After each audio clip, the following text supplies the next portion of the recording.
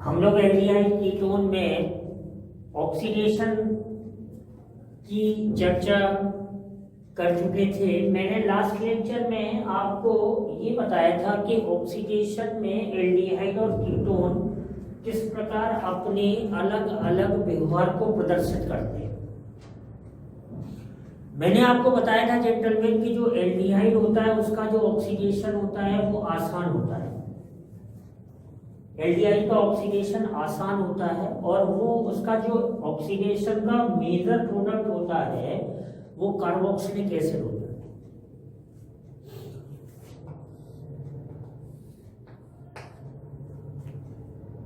और कीटोन का oxidation carboxylic acid में इतना आसान नहीं होता है। डिफरेंट टाइप के कंपाउंड्स बनते हैं। डाई कीटोन, डाई कार्बोनिल बनता है, एस्टर बनता है कभी, ठीक है ना।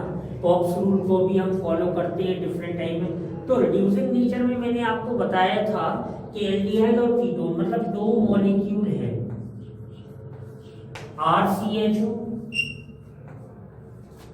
और एक है RCOR, या फिर इसी को मैं बोल सकता हूं RCOR।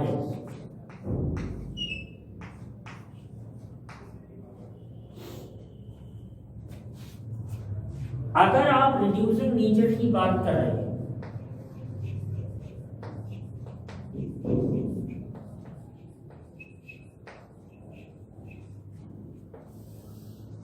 देखो एक बात हमेशा ध्यान रखो कि हम लोगों ने जो फंडामेंटल सीखा होता है उसका कुछ ना कुछ जो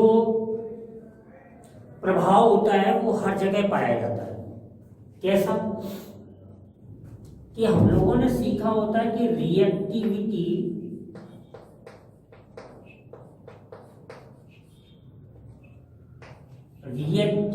of aldehyde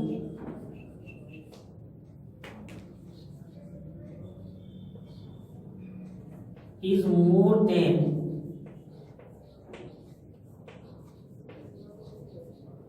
ketones।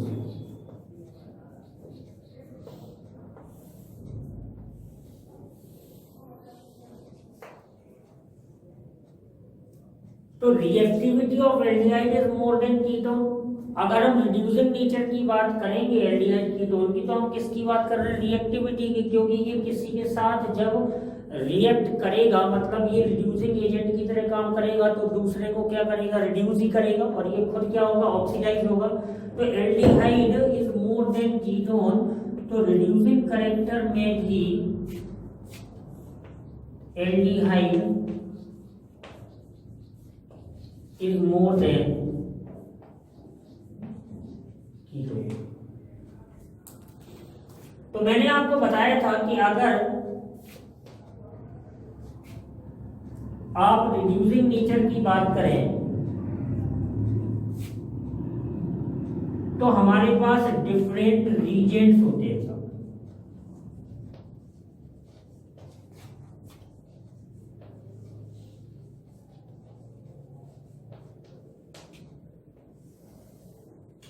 Different Regents होते हैं। कौन कौन से रीजेंट्स होते हैं?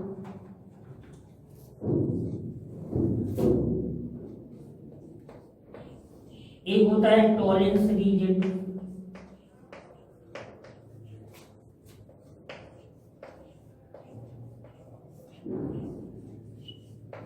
इसको शॉर्ट में TR बोलते हैं।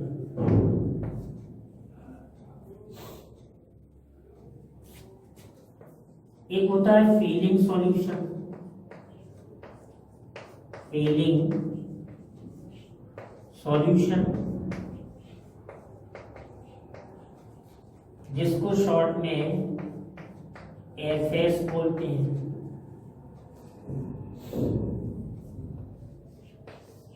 एक होता है बेनेडिक्ट सॉल्यूशन,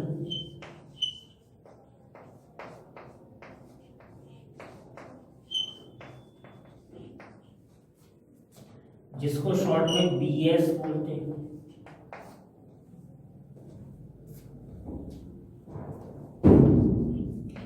एक होता है मर्क्यूरिक क्लोराइड सॉल्यूशन,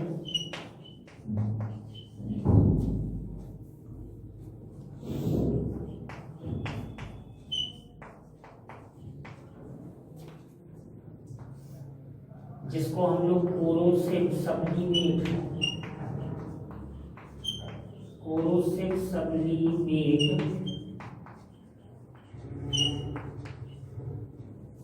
टेस्ट बोलते हैं।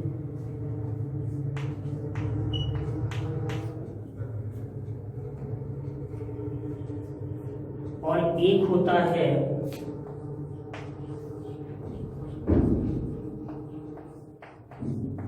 सिर्फ रीजेंट,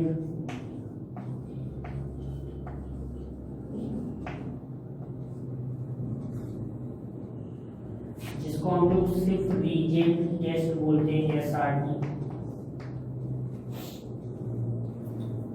बड़ी ध्यान देने वाली बात है जेंटलमैन कि ये 5 टेस्ट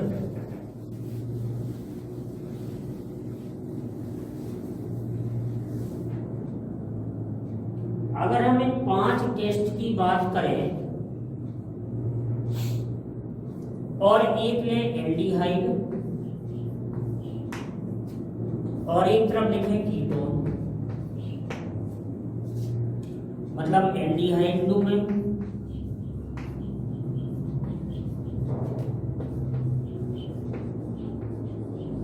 और कीटोन ले लूं, तो aldehyde give all test positive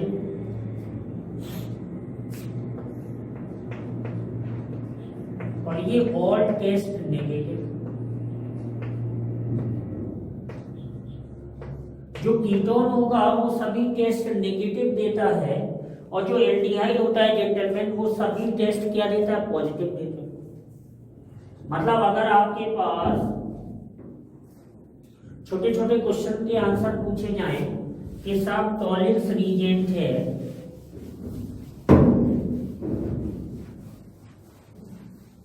acid aldehyde है और एसीटोन है, तो टॉलिंस रीजेंट के साथ कौन टेस्ट देगा और कौन नहीं देगा? तो आप आंख बंद करके बोल दो कि एसिटाल्डिहाइड के साथ, वहां चलो क्वेश्चन पूछ दिया जाए कि भाई एसिटाल्डिहाइड है,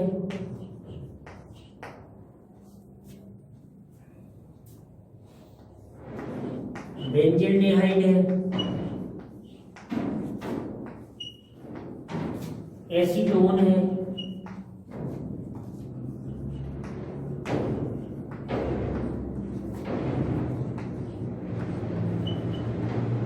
मिथाइल मिथाइल कीटोन है और टॉलिंस रीजेंट जैसा, या बोल दो कि फीलिंग सॉल्यूशन है, या बोल दो कि बेनेडिक्ट सॉल्यूशन है। मेरी ये 3 ही है, बाकी 2 वो भी पढ़ने हैं। तो टॉलिंस रीजेंट के साथ ये टेस्ट देगा, ये देगा, ये देगा, ये देगा, ये देगा, ये भी देगा, ये नहीं देगा, ये नहीं देगा, ये नहीं देगा, ये नहीं देगा, ये नहीं देगा, ये नहीं देगा। तो आपके पास एक लिस्ट बननी चाहिए कि भाई एल्डिहाइड और कीटोन को, मतलब ये ऑक्सीडेशन रिएक्शन का पार्ट तो है ही, ये रिड्यूसिंग नेचर का भी पार्ट है, लेकिन इसमें सबसे महत्वपूर्ण बात यह है कि ये डिस्टिंक्शन का पार्ट है। हम कैसे एल्डिहाइड और कीटोन को डिफर करते हैं कि एल्डिहाइड कौन सा टेस्ट देगा और कौन सा टेस्ट नहीं देगा। जैसे हम लोग टॉलिंस रीजेंट की बात करें sir,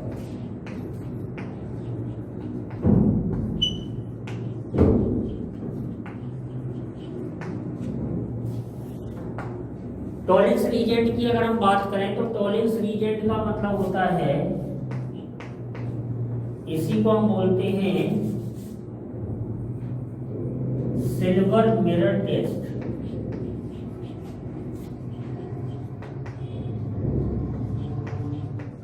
silver mirror test, silver mirror test बोले सिल्वर मिरर का क्या मतलब है? Metallic silver, metallic silver is form. Metallic silver is form, इसलिए इसको हम बोलते हैं silver mirror test. Tollens reagent gentleman होता है अमोनिकल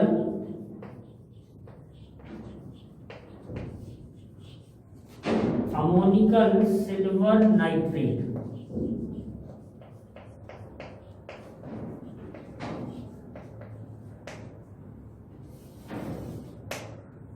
कोई आपसे पूछता है कि what is the meaning of Tollens reagent, तो Tollens reagent ammoniacal silver nitrate, ammoniacal silver nitrate होता है। अब अमोनिकल सिल्वर नाइट्रेट होता है तो सिल्वर नाइट्रेट का फॉर्मूला क्या होता है, AgNO3, और हमने अमोनियम हाइड्रोक्साइड लिया तो ये AgNO3 प्लस NH4OH, इसको आप बोलते हैं टॉलेंस रीजन। अब AgNO3 और NH4OH से स्टार्टिंग में एक्चुअली में AgOH बनता है और NH4NO3 बनता है।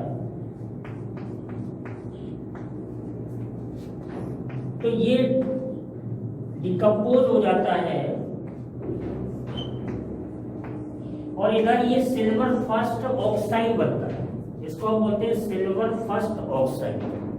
You can see that silver first oxide, सबसे पहले जो अपीयर होने वाली चीज है वो क्या है जेंटलमैन, सिल्वर फर्स्ट ऑक्साइड। और ये सिल्वर फर्स्ट ऑक्साइड जब कांटेक्ट में आता है तो इसी को हम एक्सिस में, ये सिल्वर फर्स्ट ऑक्साइड जिसको हम बोलते हैं सिल्वर फर्स्ट ऑक्साइड, ये डिसॉल्व हो जाता है।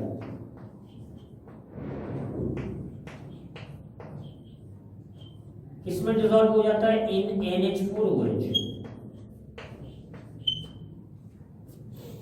और जब ये NH4 में डिसॉल्व हो जाता है तो इसको हम ऐसे भी रिप्रेजेंट कर सकते हैं AgNH3 ट्वाइस प्लस।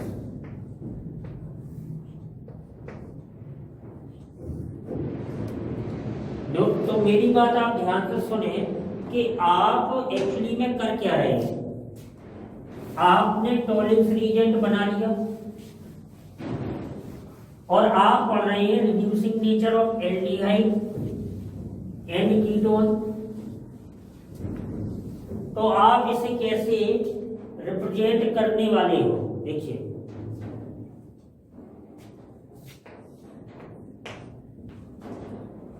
कि आपको लेना है एल्डिहाइड,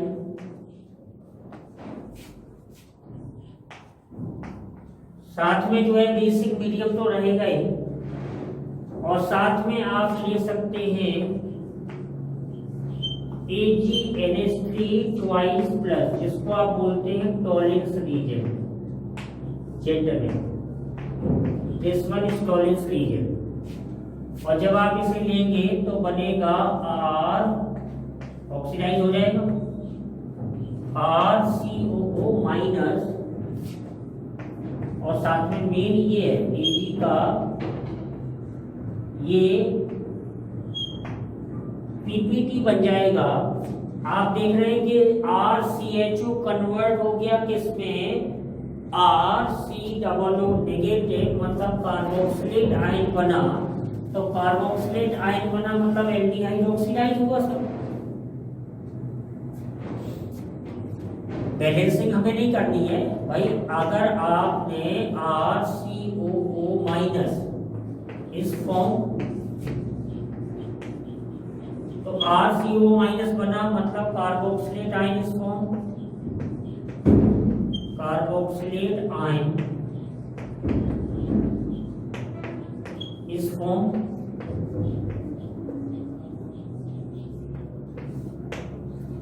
मेटालिक सिल्वर बन रहा है, साथ में क्या बन सकता है, अमोनिया इवॉल्व हो सकती है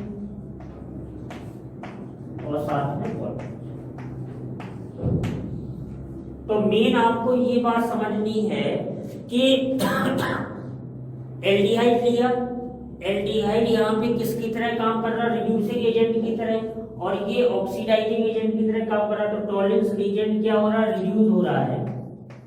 आप इसे ऐसे भी लिख सकते हैं कि RCHO प्लस Ag2O, तो ये लिखा है, ये भी Tr है, तो आप समझो चाहे ये लिख दो चाहे ये लिख दो, तो क्या बन जाएगा RCOOH और प्लस 2A। तो ये दोनों रिएक्शन लिखी हुई आ सकती हैं, ये दोनों सही है, और इन दोनों में ये दोनों में आपको टिक करना पड़ेगा। अगर मोर देन वन आया तो आप समझो बात को कि Ag2O बोलो या Ag प्लस बोलो, बात मेन क्या है, Ag प्लस। जो सिल्वर आयन है वो क्या हो रहा है, रिड्यूस हो रहा है सिल्वर में, तो एक सिल्वर मिरर टेस्ट जिसको बोलते हैं वो क्रिएट होता है, तो इसलिए इसको आप बोलते हैं टॉलरेंस रीजन टेस्ट। अच्छा, ये एलिफेटिक और एरोमेटिक एल्डिहाइड दोनों के साथ टेस्ट साफ देता है। ये आपको बात ध्यान रखनी है कि ये एलिफेटिक हो एल्डिहाइड या एरोमेटिक एल्डिहाइड हो, ये दोनों के साथ टेस्ट देता है। ये फाइनली एल्डिहाइड को, मतलब आपको ये ध्यान रखना है कि CH3CHO और मैं टॉलरेंस रीजन लिख दूं, this one is Tollens reagent test TRT, तो ये बन जाएगा CH3COH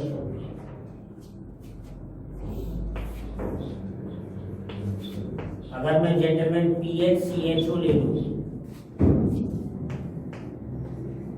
और टॉलरेंस रीजन टेस्ट कराऊं तो PHCOOH बन जाएगा। अगर मैं CH3CH double bond, you can see that gentleman, मैं यहाँ पे अल्फा बीटा अनसैचुरेटेड एल्डिहाइड ले रहा हूं, तो इस डबल बॉन्ड पे कोई प्रभाव नहीं पड़ेगा, लेकिन इसे ऑक्सीडाइज करेगा, तो CH3CH double bond C double H, तो ये अनसैचुरेटेड कार्बोक्सिलिक एसिड बना। अगर मैं लिख दूं CH3CO CH3 एसीटोन है, मैं पहले ही बता चुका हूं कि कीटोन ये टेस्ट नहीं देते हैं, तो मैं लिख दूंगा नो रिएक्शन। तो ध्यान देने वाली बात यह है कि टॉलरेंस रीजन टेस्ट कितना इंपॉर्टेंट है, इस बात को आपको फोकस करना है कि टॉलरेंस रीजन टेस्ट कितना इंपॉर्टेंट है, कि अगर आपके पास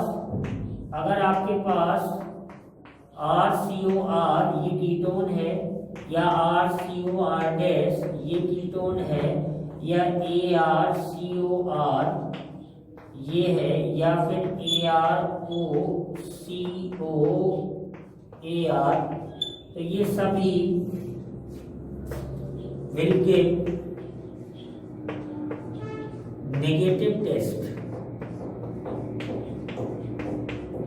टुवर्ड्स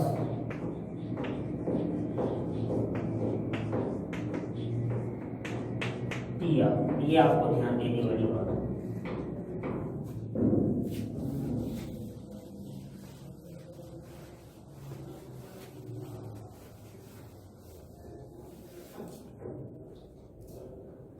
अगर आप फॉर्मिक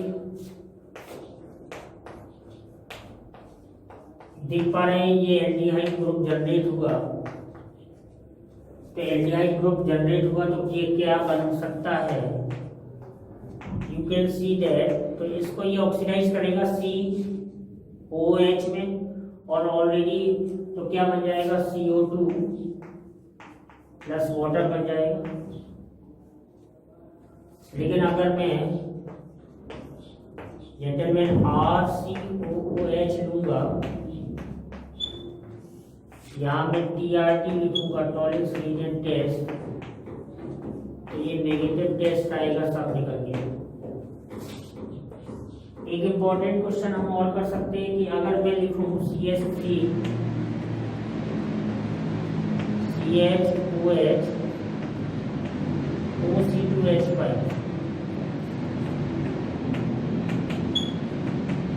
अगर मैं टॉलरेंस रीजन टेस्ट लिखूं तो आप देख रहे हैं कि इसका रिडक्शन होना है, तो CH3 क्या बन जाएगा, CHO बन जाएगा। पॉजिटिव टेस्ट क्या बन जाएगा, CH3CHO, मतलब ये पॉजिटिव टेस्ट होगा। लेकिन अगर मैं ये H हटा दी, क्योंकि ये H किससे जुड़ा है, सब ऑक्सीजन से, और अगर ये ऑक्सीजन से जुड़ा है तो मतलब ये रिएक्टिव होगा। H attached with oxygen with oxygen will be reactive। तो ये पॉजिटिव टेस्ट हो जाएगा। अगर मैं इसी को लिख दूं कि CH3CH और ये H हटा के मैं इथाइल लगा देता और यहाँ पे भी इथाइल लगा देता और टॉलरेंस रीजेंट में लिखता, तो ये टेस्ट नेगेटिव। तो आपको ध्यान देना है कि टॉलरेंस रीजेंट के साथ कौन कौन, बेसिकली देखिए एल्डिहाइड का ही कॉन्सेप्ट है और आप हर जगह देखेंगे कि एल्डिहाइड का कुछ ना कुछ प्रॉपर्टी आएगा उसमें, है ना। अगर आप अल्फा डी ग्लूकोज की बात करें, अल्फा डी ग्लूकोज के दो पार्ट होते हैं, अल्फा और बीटा। अगर आप अल्फा डी ग्लूकोज की बात करें, बायो वाले स्टूडेंट को ये पता रहता है क्योंकि बायो मॉलिक्यूल में भी पढ़ते हैं। तो टॉलरेंस रीजेंट के साथ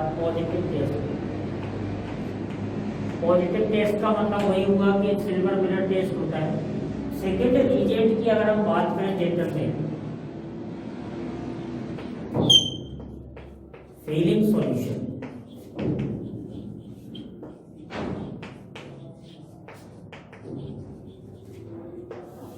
फेलिंग सॉल्यूशन की अगर हम बात करें तो फेलिंग सॉल्यूशन एक्चुअली में दो टाइप का होता है।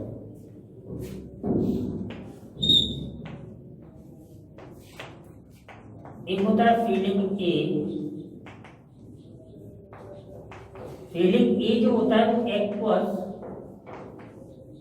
कॉपर सल्फेट सॉल्यूशन होता है, जो कि सब ब्लू इन कलर होता है। फेलिंग ए सॉल्यूशन जो होता है वो एक्वस CuSO4 होता है, जो ब्लू इन कलर होता है। फेलिंग बी जो होता है वो सोडियम पोटेशियम टार्टरेट होता है। सोडियम पोटेशियम टार्टरेट सॉल्यूशन होता है जनरल में, जो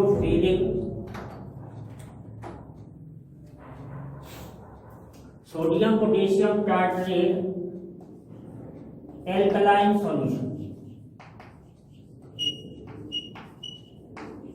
जिसको आप लिखा रहता है कई बार क्वेश्चन में रोचेल सॉल्ट भी बोलते हैं।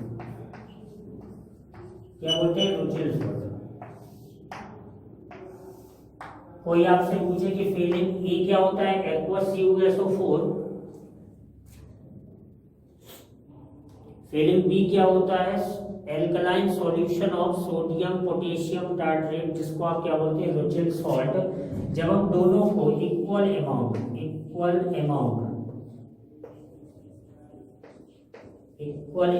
Of A and B give Fehling solution.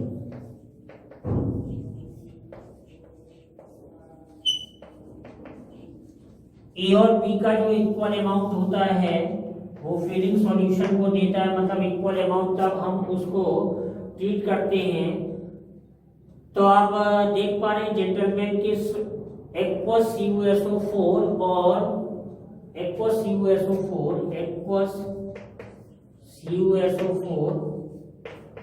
और sodium potassium tartrate aqueous CuSO4 sodium potassium tartrate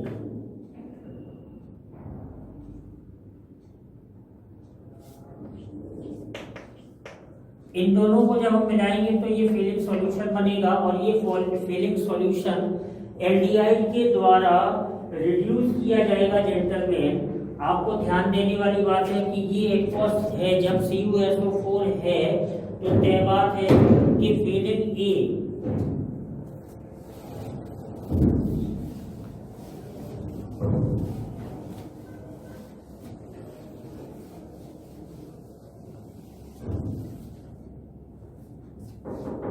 aldehyde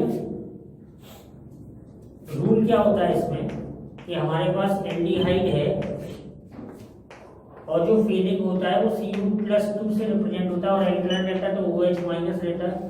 तो एक्चुअली में ये ऑक्सीडाइज हो जाता है RCO नेगेटिव, और ये क्या बनता है Cu+। तो ये ध्यान देना है आपको कि फ्यूट्रिक से ये रिड्यूस हो रहा है, ये ब्लू कलर होता है ऐसा,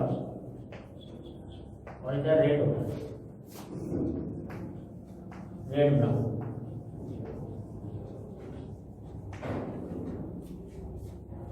मतलब ये क्या बनता है Cu2O बनता है,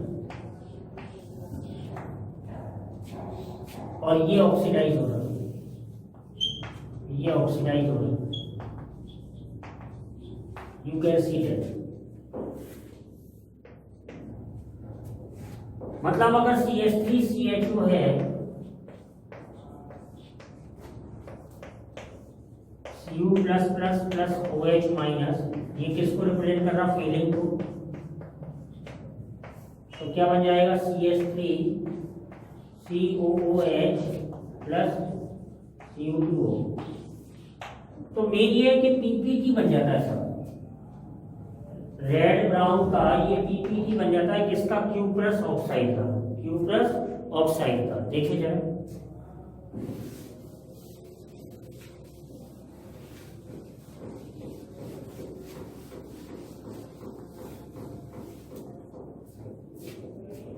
हमारे पास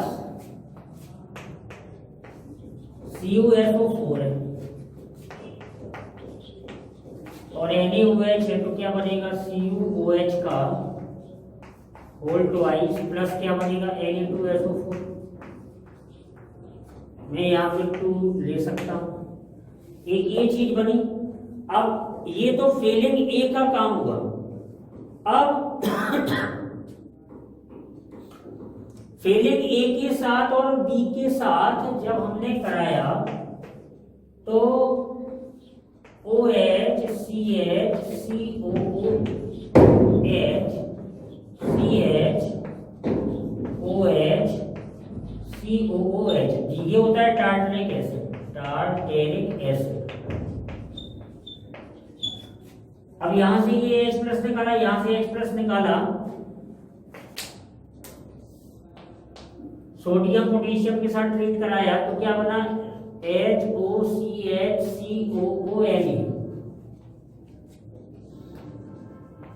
और एक जगह पोटेशियम आया, ये माइनस कर सकते हैं, ये माइनस ये प्लस,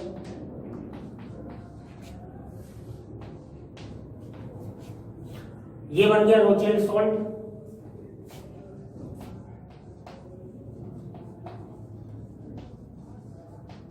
ये रोचेल सॉल्ट बना। जब ये इसमें मिक्स हुआ, जब ये इसमें मिक्स हुआ CuOH ट्वाइस प्लस रोचेल सॉल्ट, बड़ा सा फॉर्मूला है, बार बार लिख नहीं रहे हैं, तो ये जो पूरा सॉल्यूशन है ये ब्लू कलर का हो गया।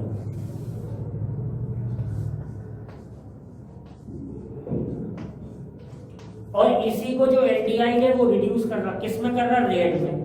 तो ध्यान आपको ये देना है कि रेड में कर रहा है, ठीक है ना। तो रेड में ये क्या कर रहा है, उसको रिड्यूस कर रहा है, खुद क्या होगा, ऑक्सीडाइज होगा। अच्छा एक बात थोड़ी सी ये ध्यान रखनी है कि मैंने अभी बताया था, तो एक छोटी सी टेबल बनवाई थी, उसमें एरोमेटिक जो एल्डिहाइड है ना वो फेलिक टेस्ट नहीं देता, ये थोड़ा सा ध्यान रखना, करेक्शन कर लेना, ठीक है ना। जो एरोमेटिक एल्डिहाइड है वो फेलिक टेस्ट नहीं देता है। जैसे मान चलो कि मैं क्वेश्चन लिखूं कि CH3CHO CH3 CH2 CHO, PH CHO,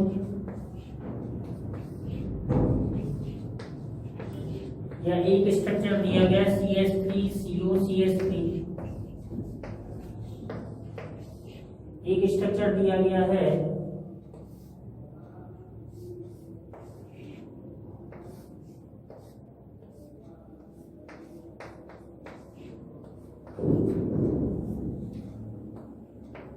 ये आप देख पा रहे हैं, single double single double single, ये एक एरोमेटिक कंपाउंड है, कॉन्जुगेशन है। तो अगर मैं फेलिंग के साथ Fehling solution test Fehling solution test Fehling solution test और यही चीज इसमें भी चेक करूं तो देखिए कि CH3 CHO Fehling solution test देगा और CH3 COOH बना देगा और साथ में क्या बनेगा Cu2O, ये रेड PPT बन जाएगा जेंटल में, क्यूप्रस ऑक्साइड का। फिर अगर आप इसे देखेंगे तो ये प्रोपियोनिक एसिड बन जाएगा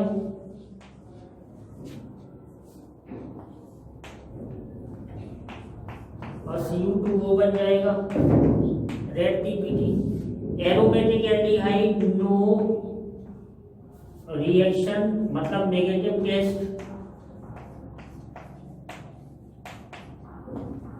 टेस्ट देगा, ये भी नेगेटिव टेस्ट देगा और ये भी नेगेटिव टेस्ट देगा। तो ये आपको ध्यान रखना है कि फेलिंग सॉल्यूशन के साथ किसको टेस्ट देना है और किसको टेस्ट नहीं देना है। एलिफेटिक एल्डिहाइड देता है, एरोमेटिक एल्डिहाइड नहीं देता है। नंबर तीसरा हम लोगों ने चर्चा की थी बेनेडिक्ट सॉल्यूशन की जेंटल में। बेनेडिक्ट सॉल्यूशन भी बिल्कुल कुछ वैसा ही है।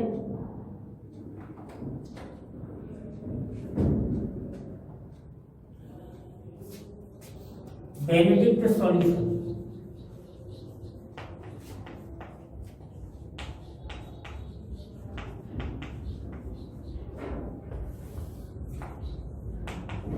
जिसको शॉर्ट में हम लोग BS बोलते हैं। बेनेडिक्ट सॉल्यूशन में क्या क्या है आप थोड़ा सा ध्यान दें कि it is a solution of copper sulphate sodium citrate and sodium carbonate. It is a solution of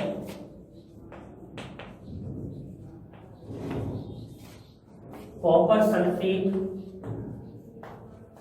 sodium carbonate and sodium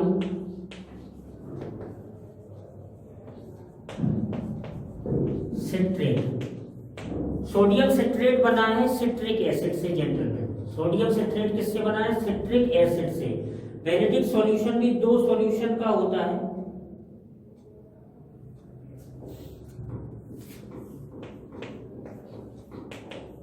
Benedict solution के भी दो पार्ट होते हैं, पार्ट ए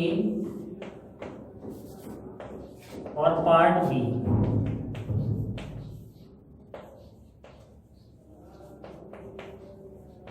पार्ट बी क्या होता है? एक्वस CuSO4 और ये क्या होता है? एल्कलाइन सोडियम और potassium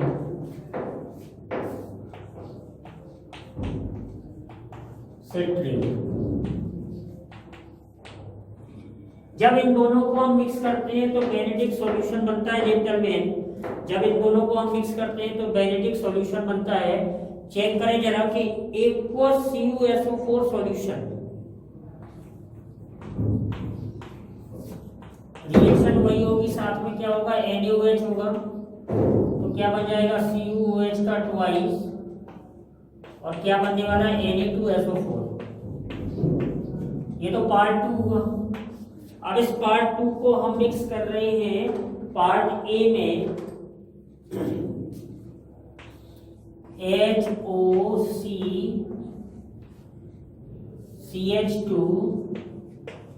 COONA COONA CH2 COONA this one is sodium citrate,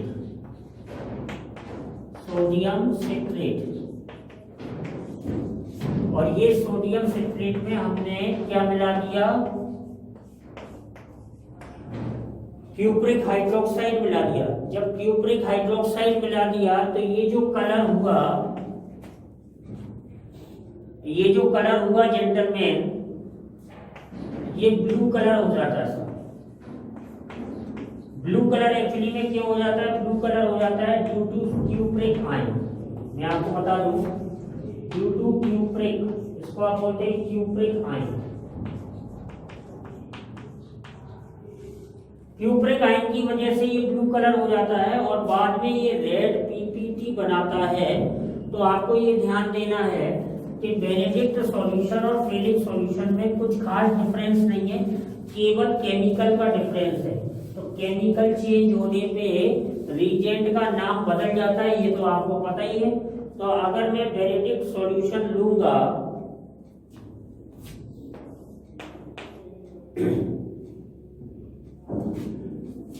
Benedict solution reduces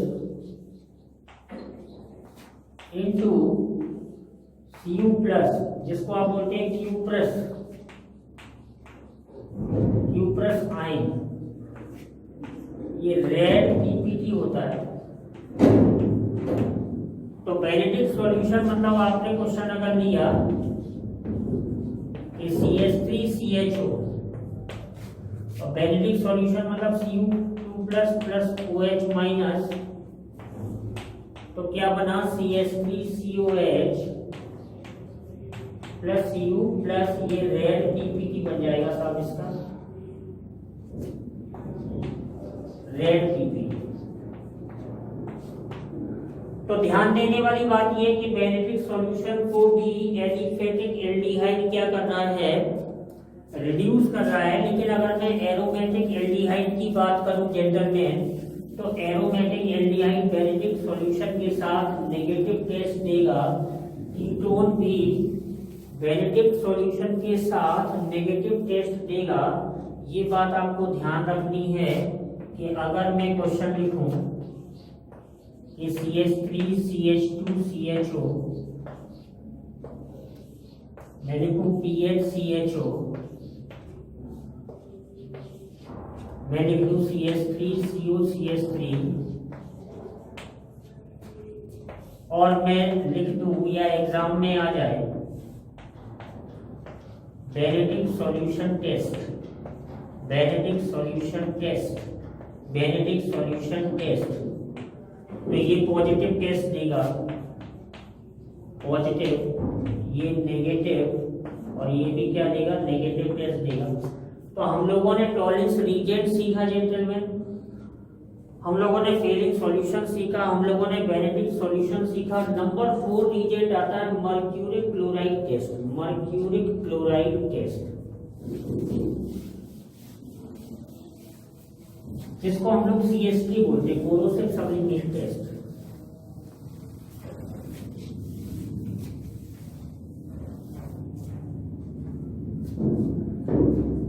number 4 में आया, देखिए ये टेस्ट जो है डिस्टिंक्शन क्रिएट करते हैं किसमें, एल्डिहाइड कीटोन में। तो नंबर 4 आया मर्क्यूरिक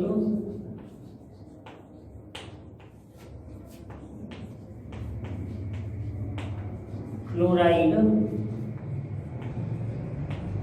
टेस्ट। मर्क्यूरिक क्लोराइड का जेंटलमैन फॉर्मूला होता है HgCl2,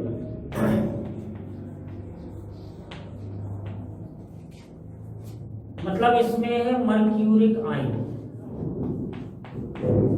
Hg+2, इसी को बोलते हैं कोरोसिव सब्लिमेट। तो ये त्वचा पर, क्योंकि ये नेचर में कोरोसिव है तो सेंसिटिव होता है थोड़ा स्किन के लिए, corrosive sublimate.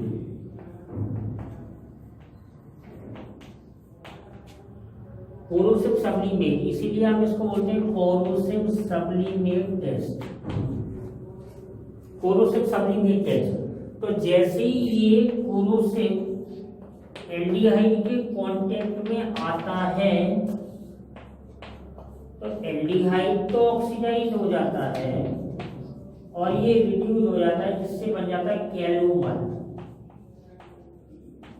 Mercurous ion. General में मर्क्यूरस आयन को हम बोलते हैं कैलोमर, ठीक है ना। और ये फाइनली मरकरी में ब्लैक पीपीटी के फॉर्म में जमा होने लगता है।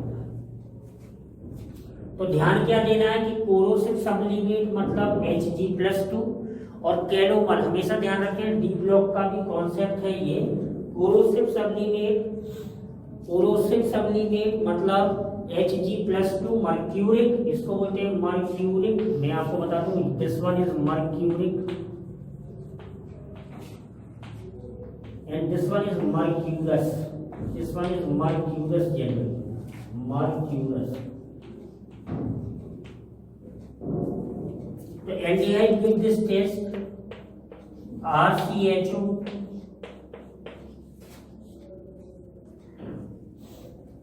HgCl2 plus H2O, तो क्या बन जाएगा RCOO माइनस, साथ में Hg और 2HCl।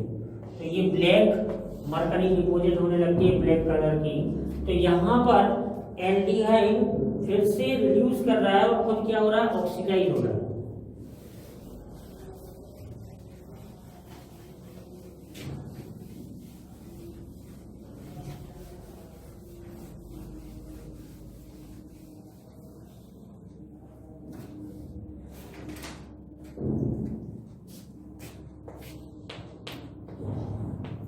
CH3CHO हो और कोरोसिव सब्लिमेट टेस्ट हो तो क्या बनने वाला है जनरल में CH3COH +1।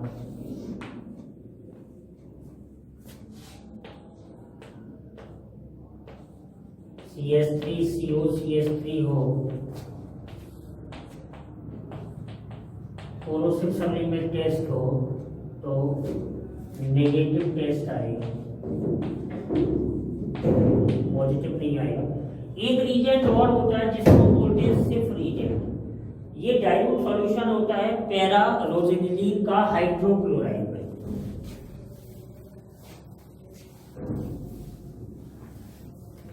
लास्ट रीजेंट आता है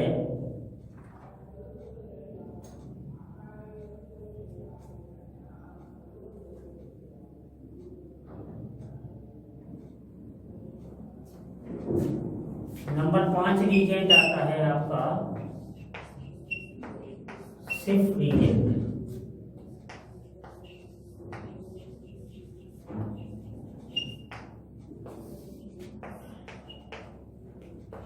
solution of magenta, solution of magenta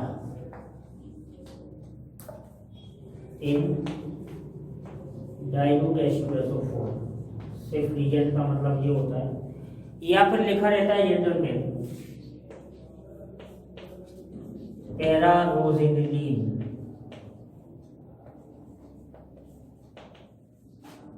hydrochloride.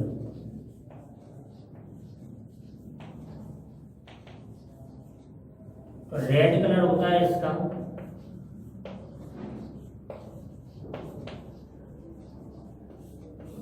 और ये रेड कलर डिस्चार्ज हो जाता है SO2 पास कर देंगे, गेट डिस्चार्ज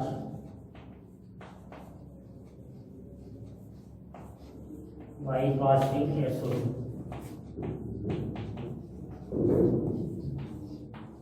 तो एल्डिहाइड जो होगा RCHO, और अगर मैं सिर्फ रीजेंट लूंगा लैब में रखा रहता है, आपको याद रखना है क्वेश्चन सॉल्व करते समय। तो ये RCO माइनस में कन्वर्ट हो जाता है और ये पिंक कलर जनरेट करता है।